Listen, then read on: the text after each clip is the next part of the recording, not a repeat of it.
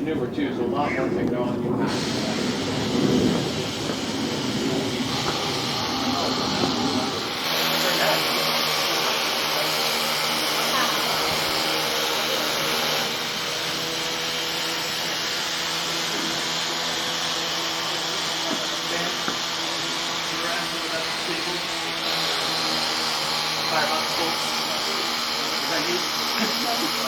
Something else? We were talking about what was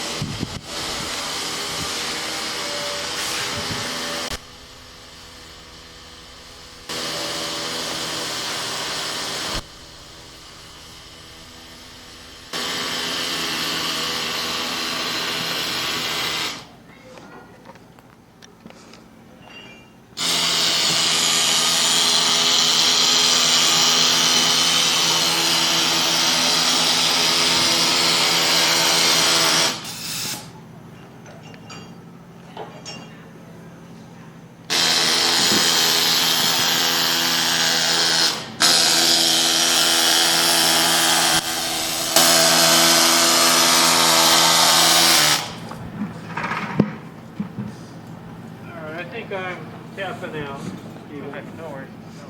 Yeah, my filaments can't take anymore. No problem.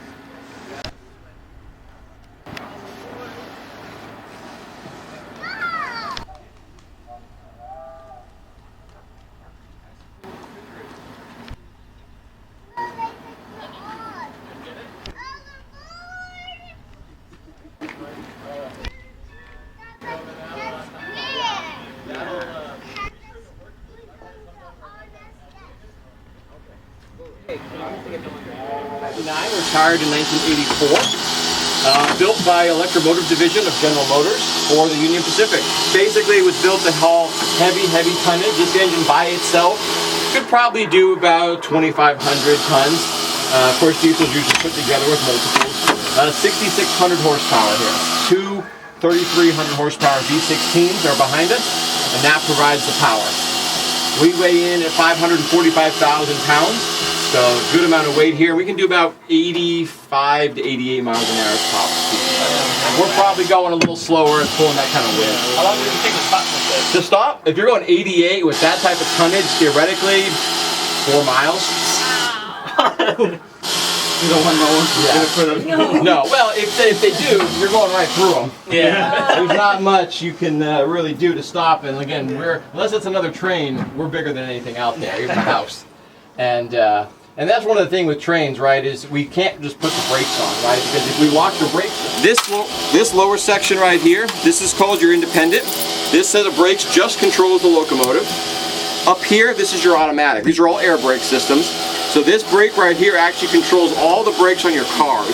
So just like towing a trailer, you want to brake that big heavy weight behind you before you brake yourself. A lot more braking power here with all that tonnage behind you to slow it down. If you try just to brake with the engine, it'll just jackknife all those cars behind you. So the air brake system allows you to do that. Diesels also have another braking system called dynamic braking, and that's because of their electrical components. Because essentially the diesel engine just is driving an electric motor on the wheel. That's all it does, is produce electricity. So we can take that electric motor mounted to the axles, turn it into a generator, make it hard to turn over, and then basically slow the engine down via that method without using any of our brakes.